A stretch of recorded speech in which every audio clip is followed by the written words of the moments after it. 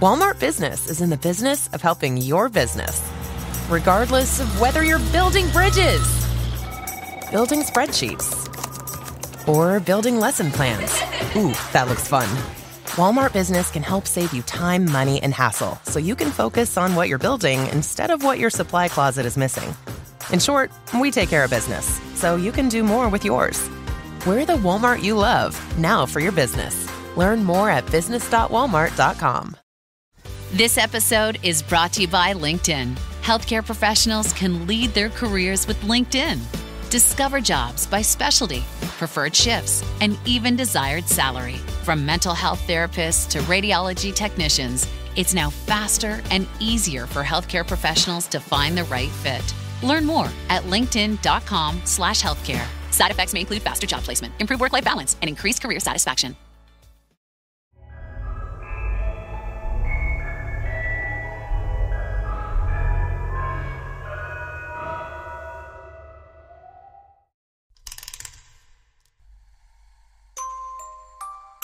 Fala pessoal, aqui quem fala é o Fernando, o apresentador do podcast Receios Obscuros, e esse é o nosso episódio de número 39 do Receios do Além.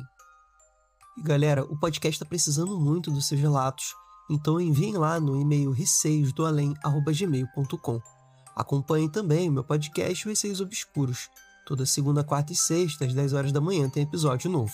Sexta-feira, a Nath fazendo Arquivos Obscuros, com vários relatos do Reddit de terror sobrenatural e não sobrenatural. E agora vamos para o episódio de hoje.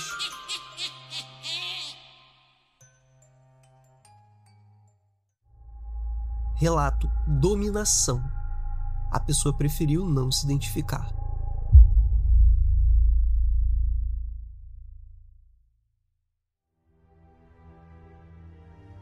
Olá, Fernando. Gostaria de permanecer anônimo, pois essa história tem elementos peculiares e pessoais. Quero ressaltar que adoro seu podcast e torço para que você tenha muito sucesso. Quando estava na 6ª série, presenciei acontecimentos estranhos. Eu era considerado um nerd, junto com um amigo meu. Na época andávamos juntos e não tínhamos muita amizade com o restante da turma. A maioria da sala, numa escola pública, era composta por alunos bagunceiros que gostavam de desordem e praticavam bullying. Ainda assim, havia algumas pessoas com quem nós dois conversávamos de vez em quando. Uma delas era uma garota, que chamarei aqui de Pamela. Ela era uma moça comum para sua idade, mas retraída, embora tivesse amizade com outras meninas da sala. Na escola, os mesmos alunos costumavam permanecer na mesma turma ao longo dos anos, embora às vezes a direção mudasse alguém de sala. Aquele era o 2º ano de Pamela em nossa turma. Ela era, como disse, uma menina comum em seu jeito de ser, falar, se expressar e se vestir. E faço questão de ressaltar isso, porque será muito importante. Com o avançar do ano, Pamela começou a apresentar comportamentos que nunca havia demonstrado antes. Durante um período de 2 semanas, passou a ir à escola com roupas mais masculinas. O seu comportamento mudou completamente. Sua forma de falar se transformou. Passou a usar gírias e a falar de modo mais malandro. Começou também a dar em cima de algumas meninas da sala. O seu olhar tinha uma malícia estranha. Não como uma menina de 12 ou 13 anos, mas como alguém mais velho. Nesse período, tentávamos conversar com ela, mas ela não dava muita atenção.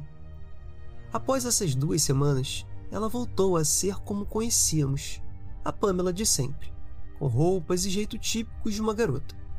Mas estava visivelmente abatida e confusa. Tentamos falar com ela sobre o que havia acontecido, mas ela mal falou conosco. Naquela época, um dos meninos que praticava bullying também percebeu a mudança e começou a fazer piadas idiotas sobre a sua sexualidade. Ela ficou nervosa, mas não reagiu de forma aparente. O tempo passou e já havíamos praticamente esquecido o episódio quando aconteceu novamente. Pamela voltou com o mesmo semblante e jeito daquela quinzena anterior, mas agora estava mais intensa e mais nervosa. Sua voz também estava diferente, como a de um menino passando pela puberdade. Dessa vez, o mesmo rapaz tentou provocá-la novamente. Ela se levantou da cadeira com rapidez. Ele correu, era rápido, mas mal saiu da sala e ela já viu-o alcançado. Sua força física impressionou. Puxou o garoto pela blusa e o derrubou para trás, desferindo 2 socos fortes em seu peito. Tudo isso no corredor, na troca de professores. Ele se levantou chorando e ela voltou ao seu lugar com um ar arrogante. Ficamos impressionados. Nossa sala sempre havia disputas de braço de ferro, e o meu amigo era um dos melhores. Um dia estávamos brincando disso, e ele estava vencendo todos os meninos, até que Pamela apareceu e pediu para jogar também. Disputou com o meu amigo e venceu, após uma disputa acirrada, deixando todos surpresos. A professora de arte reuniu os alunos em grupos e disse que cada grupo deveria roteirizar e montar uma peça de teatro. No meu grupo caiu a Pamela. Logo no primeiro dia, ela afirmou que o roteiro seria por conta dela e não quis negociar. Achamos bom e deixamos que ela cuidasse disso. Durante o mês, não conseguimos nos reunir para ensaiar, principalmente porque ela não terminava o roteiro. Um dia, porém, ela combinou que fôssemos à sua casa para o ensaio. Quando chegamos, ela demorou para abrir o portão e parecia falar alto com alguém dentro de casa. Quando entrou, disse estar sozinha, o que foi muito estranho. Ficamos no quintal e ela apareceu com folhas escritas à mão, distribuindo-as para todos. Lemos o roteiro e não entendemos de onde ela havia tirado aquela história. Não parecia ter sido escrita por uma menina da nossa idade. A trama falava da última noite de um homem chamado Pedro, traficante de drogas. Ele havia sido jurado de morte e fizeram um pacto com uma entidade, cujo nome não mencionarei aqui, por respeito aos credos. A sequência de cenas não lembro exatamente, mas a história terminava com a morte do traficante, após ele sair de um motel e deixar a namorada em casa. Basicamente era isso. Como estávamos sem tempo, aceitamos aquele roteiro. No dia da apresentação, todos os grupos fizeram peças simples. Nós fomos os últimos. Quando apresentamos, todos os alunos ficaram confusos, inclusive a professora, que nos perguntou de onde havíamos tirado aquela história. Pamela respondeu que era história de um conhecido. Vale mencionar que, no dia da apresentação, ela estava como Pamela mesmo, menina. Já no ensaio, em sua casa, estava com aquele jeito mais malandro. Na semana seguinte, por causa da peça, conseguimos nos aproximar mais dela e a pressionamos para explicar o que estava acontecendo e de onde viera aquela história. Ela então se abriu.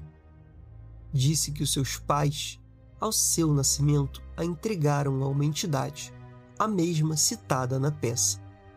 Contou que essa entidade avisara que, ao atingir determinada idade, ela seria dominada.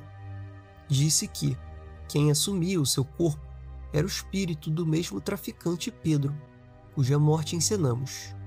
Segundo ela, Pedro fizera um pacto com a entidade para não morrer. Mas, naquela noite, a da peça morreu alvejado. O trato, no entanto, permanecia, e o espírito de Pedro passou a ocupar o corpo de Pamela. Ao fim daquele ano, segundo ela, ele a tomaria por completo. Sua tristeza vinha do medo de perder-se completamente quando isso acontecesse. Fiquei aterrorizado e o meu amigo também. Um detalhe que não mencionei, nós dois éramos cristãos. Ao chegar em casa, decidi orar por Pamela, pedindo a Deus que intervisse em sua vida e repreendesse qualquer entidade maligna. O meu amigo também orou conforme combinamos. Naquela noite, A luz do meu quarto queimou de forma estranha. Nunca gostei de dormir no escuro completo, por conta de um outro acontecimento, que posso contar depois. Então dormi com a porta aberta e a luz do corredor acesa. Durante a noite, tive uma paralisia do sono, algo que eu nem conhecia pelo nome, mas que já me acontecia.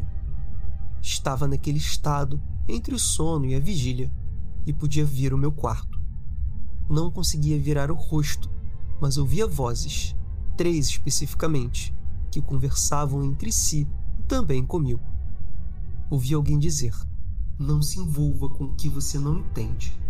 Com esforço virei o rosto e vi 3 silhuetas paradas na porta.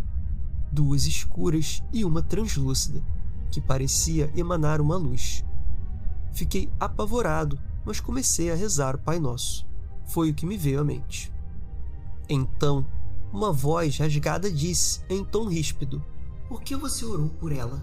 E acordei daquele pesadelo. No dia seguinte, contei tudo ao meu amigo, logo na entrada da escola.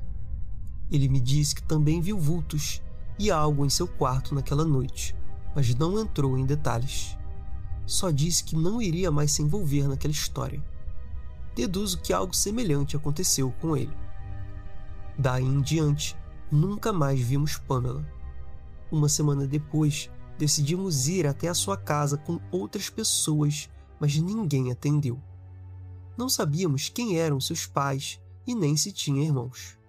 Nunca mais tivemos notícia dela. Esse é meu relato, Fernando. Sei que ficou longo, mas precisava contar com detalhes. Nunca vi escrito essa história antes, e acho que essa será a última vez. Não me fez bem revisitar isso tudo. Enfim, desejo um ótimo 2025 para você e todos ao seu redor. Fiquem em paz.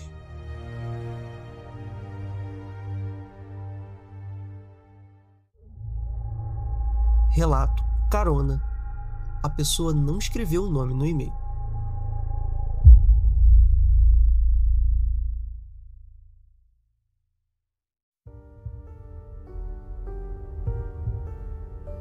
Sempre escutei vários relatos de pessoas que tinham avistado assombrações durante a noite em estradas desertas. Para ser sincero, nunca acreditei nessas histórias. Sempre achei que essas pessoas estavam ficando loucas ou que era só cansaço do trabalho, ou até mesmo excesso de drogas.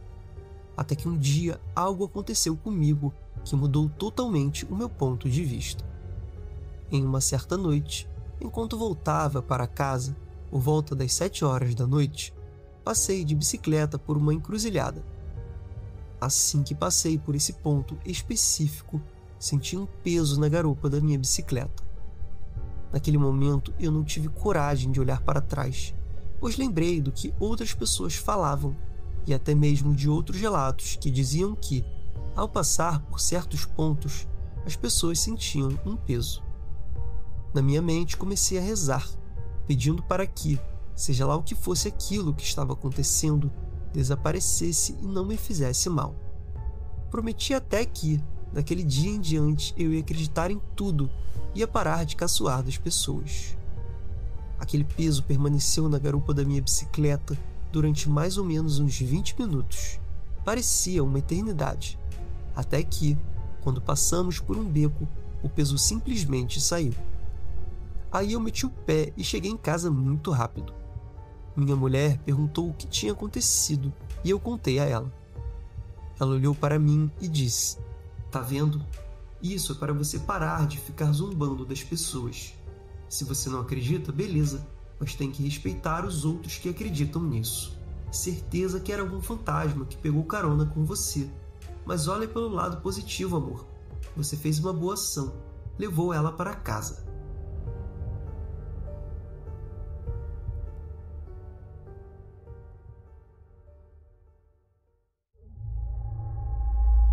Relato Os Demônios do Meu Tio, enviado pela Fernanda.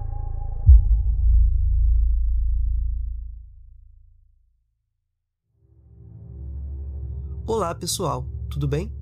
Meu nome é Fernanda e hoje vim contar um breve relato de muitos que já vivi. Apesar de não acreditar em nada dessas coisas, já presenciei várias situações que não têm explicação, a não ser por causas espirituais. Bom, vamos ao relato. Na minha família, por parte de pai, tem um tio muito problemático desde a barriga. Na juventude sempre foi rebelde, tem algumas mortes nas costas e é usuário de drogas e etc. Uma certa vez, foi um grupo de pastores à nossa casa. A minha casa, a da minha avó e a desse meu tio eram no mesmo lote, com uma entrada única. Minha casa fica no segundo andar, parede com o segundo andar da casa dele. Nesse dia, meu tio estava fora, na sua vida errada. Os pastores resolveram ir até a casa dele, fazer uma oração contra os demônios que disseram que ele tinha. Eu estava na sala da minha casa, pois odiava pisar na casa dele. Lá, ainda hoje, tem um ambiente pesado. Não sei explicar, mas sempre fui muito sensitiva quanto a essas coisas, então resolvi não participar da oração. Quando eles começaram a orar, ouvi muitos, mas muitos barulhos de passos e batidas na parede, bastante gritaria e etc. Pensei, meu Deus, quanta bagunça para apenas uma pequena oração. No entanto, quando a minha avó saiu, perguntei o motivo de tanto estardalhaço no segundo andar.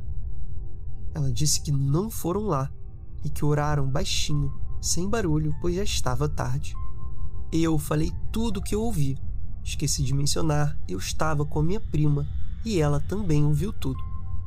Minha avó acreditou na gente e disse que provavelmente eram os demônios dele se manifestando.